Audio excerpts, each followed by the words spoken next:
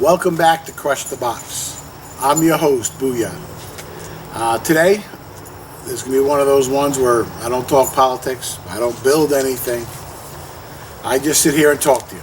And I'm going to talk to you about another thing that I've done in my life that in the last few years that has bettered me and gets better my family. And one of them is I stopped dipping. And you say, wait a minute, I just saw a video of you that when you stopped smoking. That's right. What happened was I went from smoking, I had a little bit of dip here and there, a little bit of dip here, and son of a gun, if I didn't start dipping hardcore. I mean, back to almost like I was smoking. Not as much, but still, it was one of those things. It was a vice that took over for that vice. And I had to learn, I had to figure out how to quit that. But like I said, this is another thing that I started when I was younger. The smoking I started like in college, high school, college, and after. The dipping though, I started that from chewing tobacco, Big Red and stuff like that, Red Man or something, whatever it was, and a few others by the pouch. And then I went to the dip for the thing when I was in high school. And it was just, it was something you did when we were kids. You didn't really understand or believe in the cancer stuff or didn't really understand it yet. Now it's all over the place. But like I said, I'm old, and compared to people who should or shouldn't be dipping. Still got my teeth. My choppers are mine. Still got my gums. But that was a tough road. I think it was worse than cigarettes when I wanted to quit. And let me give you a lowdown. This video here, there's no pills, there's no patches, there's none of that stuff that worked for me, or I wanted to try. It was just horror stories out here.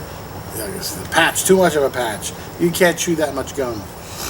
So, every time, the problem with dipping for me, I work outside, my crews I have to deal with, and I just throw it on my lip and I can have that thing in there for hours.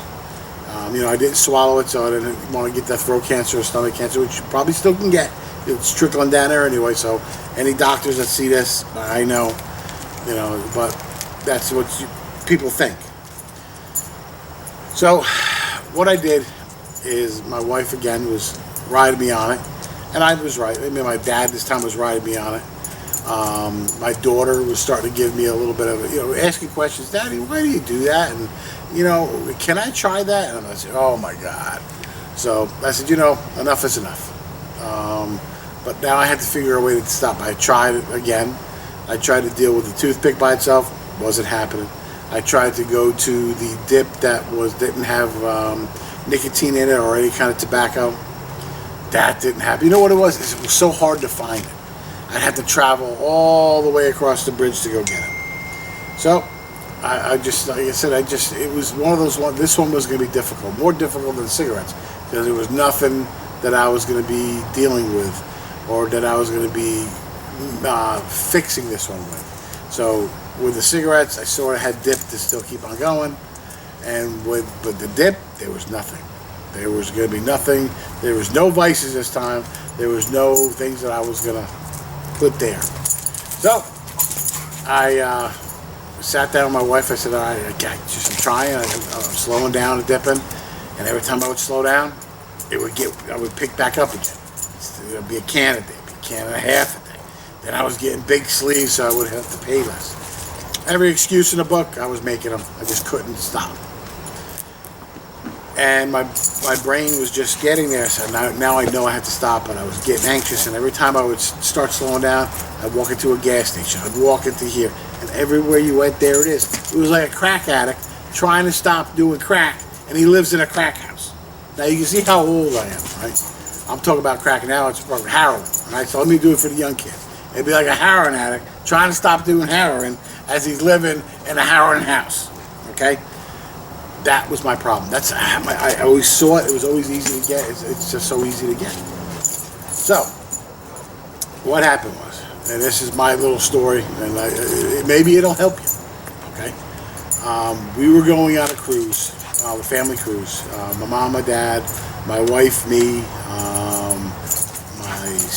sister, my brother-in-law, you know, and my daughter and my niece. We were all going on a cruise, and we were going to Jamaica and Haiti. It was an island, a Haitian island. And I said, this is not talking to anybody else. I said, you know what? This might be the time to quit. Because I don't remember seeing them selling dip or chewing tobacco on a cruise boat. I said, you know what? This could be the time to do it. My dad will sort of keep me under control if he knows it. He'll be, hey, calm down if I start getting a little rowdy, you know, a little angry too quick. My wife will. Plenty of food there, so I won't be having to worry about it. And I like food. And I said, you know what? Maybe this is a good time. What I used to do before we would go anywhere, especially up north or anything like that, I would buy sleeves. I'm talking about, it depends on how long we were going. If we were going somewhere, I'd buy 14 to 20 cans or 2 to 3 sleeves. Okay, and if the people who dip, you know what I'm talking about. And I'd put them in my suitcase, so I know that I had enough dip to be on that boat or be on that trip, and not have to worry about it.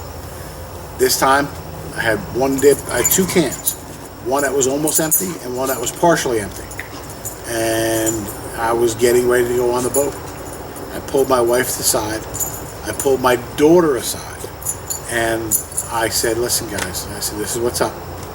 I am going to quit dipping on the boat, on the cruise boat. And my wife cried. She literally cried. She had tears in her eyes. My daughter cried. And now my daughter's old enough to understand what it's all about. When I stopped smoking back in those days, she didn't really understand. She's only 1 year old. So, but she started to cry. And I took the can, the one can that was almost empty, dumped it out. I put a big old gooper right on my lip. I said, this is the last dip. Took the rest of the can, dumped it out. I said, I told them, no cans in the suitcase, no cans. I have no dip whatsoever. And they were like, okay, here we go, let's try it. And there was really nowhere else I can go, you know. So I was hoping it wasn't on a boat, because I know I'm going to be looking for it. And got on a boat, but son of a gun, what was funny is I was going to hold on to this dip that I had in my lip for at least a couple hours. I was set, my brain was set, so I got a couple hours. Son of a gun, if I had to go through the scanner, you know, where they do the metal detector. Oh my God. So now I have my little spittoon, which is my bottle, my water bottle, which is empty. It was nothing but it was for spit. And I had a big old hanker in my lip. And then I said, you got to throw away that bottle. I'm like, no. Like, you got to throw that bottle away. Like, oh my God. So I threw the bottle away. So there goes my spittoon. I don't swallow this stuff. Over the years, I never could do it. Oh God. So I'm going around, I'm looking for garbage cans every time looking for garbage cans. And after a certain amount of time, you just, you know, it starts to get a little disgusting. You're dipping your head in a garbage can and spitting it out. So I took it out, threw it in the garbage can, maybe 15 minutes, 20 tops after I took out, put that big old hanker in my lip. And that was it. And I tell you something, it was tough. And I'm talking, when I'm saying tough, it was tough. The first day, it was just aggravated, but it was a good thing I was having some drinks. That's even worse. Because then with the drinks, I'm wanting to dip. And I couldn't dip. And I was like, oh my God. So I made it through the first day. I was calm. I was keeping myself calm. I knew what was going on. You know, it was one of those things you have to cool yourself off. So I wake up the next morning, I was looking for that dip, you know, I don't have it. So we go have breakfast, everything's fine. And what I did was I bought gum. And I bought this gum, but I had a bunch of this gum. Okay, Trident or Big Red, and it's the cinnamon. So what happened was I'm 2, 3, 4, 6 pieces at a time just to get past it. And I knew it was going to be a long cruise. It was only it was a 7-day cruise. 7-day cruise. And I'm just chomping on 5 days. 5-day cruise. And I'm chomping on gum. And 3 days in, it started to get a little better. But something happened. I swear everything I was tasting tasted like metal. And I just couldn't believe it. I was like, man, everything I'm eating. And some of the food was good. It's a cruise, you know, it's okay food. everything tasted like metal. I'm like, oh my God. And now we landed we're in Jamaica. And we went to 3 stores, and I'm walking around looking. Nah, there's no dip. But I'm not looking for the dip, but I'm still looking for the dip, if you understand. Like, I'm not looking. We stopped at this one store, and I'm looking around to see what I can buy, little knickknacks. And everything that's in these stores is still made in China. Never made in that country, or any country. But just kidding. But nothing, there's no dip. And I'm like, wow, man, there's no dip. So you got to think, I'm 3 days in, and I'm really jonesing for a dip. I'm enjoying myself, but I really want one. So we get back to the boat, have a couple drinks, normal night, just doing our thing, have food, blah, blah, blah, blah, the whole 9 yards. And again, we eat, and everything tastes like metal. Now I'm sort of looking at my teeth, and it tastes like metal. Can't figure out what it is. And to this day, I don't know what it is. Never heard of anybody else talk about this before. We finish that off, and we get to Haiti, one of the islands in Haiti, and we go. And that was day 5, or 4 or 5, and I really am aggravated. So now the problem is the peppermint gum that I've been chewing on, the cinnamon gum, or the Big Red, or whatever it is that I'm chewing on. I'm chewing so much of it, it's making my tongue and my lips hurt.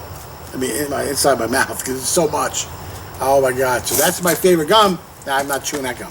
Now I was just chewing the regular gum, and it was a crazy. The first 5 days was insane. Well, my father he goes, hey, go grab a toothpick. I never bought any toothpicks because it didn't help me. It helped me with the cigarettes, but it didn't help me with the dip when I tried it earlier. So I just grabbed a toothpick, and man, it was almost like I put a cigarette in my mouth. I was like, oh. And from there on out, it was a toothpick and gum. And we got back into Florida, and that was right at Thanksgiving. And we said, well, let's go. We're going to go into Orlando. And I said, well, I got to stay at these convenience stores because I'm going to see the dip. I'm going to want to buy it. No matter what, I was ready to buy some. But I said, man, 7 days. What the hell am I going to do? So I said, all right, we won't. So I got through that then, got through Thanksgiving. Now we're going home. Now it's 9 days because we stayed there for a couple of days. And I'm just still fighting it 9 days later. And I'm headbutting. It's not, after 3 days, you're free and clear. It was 9 days. Got back into Jacksonville, and then I was ready to have to start working again. And that was not that bad. I was easing up. Everything was starting to ease up. And I actually got little bit of different gum, got some different toothpicks and some more, and I just floated through. And I think it was about a month later when I really didn't think much about it. And I wasn't afraid. Yeah, that's right. Afraid to walk into a convenience store. A gas station like a 7-Eleven. I don't know in what part of the country or state or what world you're looking, but a lot of it we have is in a lot of them are in convenience stores, which I call convenience stores, or 7-Elevens, gate stations, Wawas, things like that. So that was where, that's how I went. That's how I dealt with it. But like I said again, the toothpicks, I have them all the time. All the time. Still to this day. Now, is that I guess you want to call my crutch? Yeah, I think it is. Do I need it? No, don't need it. I needed it for about 6 months, maybe 8 months. Do I need it now? No. Why do I have them? I actually have them now just in case. Just in case, maybe it's one of those little things in the back of my corner of my mind. Buddies of mine around me still dip. I don't even think about it. Buddies around me still smoke cigarettes. I don't even think about it. It is what it is. Buddy of mine says, hey, you got to try vaping. Don't even think about it. I can just see in the next 10 years what they're going to talk about that stuff. Chemical with heat and whatever. Don't even get into it. But that's what I guess you want to say, my journey. How I stopped that. Now, do I wake up once in a while having dreams of that? A little bit, but my cigarette dream was the funniest one. That was just recent too. But that was my journey, and it's still going to be a journey. This one's not over with yet. But now, my next journey, okay? The smoking is done. That's been 5 to 6 years. The dipping is done. That's been a year and almost a half, a little bit less than a half. Let's say a year and a half. All right, the next journey is this, and this, and this. I'm going to lose it, and I was started at 338, and you'll see one of my videos if you want to look for it. It is my losing weight video, my journey to lose weight, and I start that journey now, which is in 2020. Actually, just before Christmas, I warmed up, and now it's 2020, and I'm going to start that journey. So I just want to thank you for watching Crush the Box, watching me talk about myself a little bit and my little, I guess, my challenges that I've had, and if anybody ever says smoking's easy to quit or dipping's easy to quit, you just tell them, man, it's a drug. They just don't say it's a drug. And if they do say it's a drug, they sell it in the store, all right over the counter. So do I think they should? Oh, hell yeah. I made my choices. Free will, baby. Free will. Free will to do it. Free will to stop. So, but like I said, thank you so much for watching my channel. Thank you so much for watching this. And hopefully this helps somebody. Hopefully, you figure out a way. Maybe take a cruise to Jamaica and to Haiti and to stop dipping. Or at least start that transition to stop dipping. Or but smoking, I don't know, but at least the stop dipping. Again, thank you for watching Crush the Box. I'm Booyah. I'm out. Thank you so much. Make yourself a great day.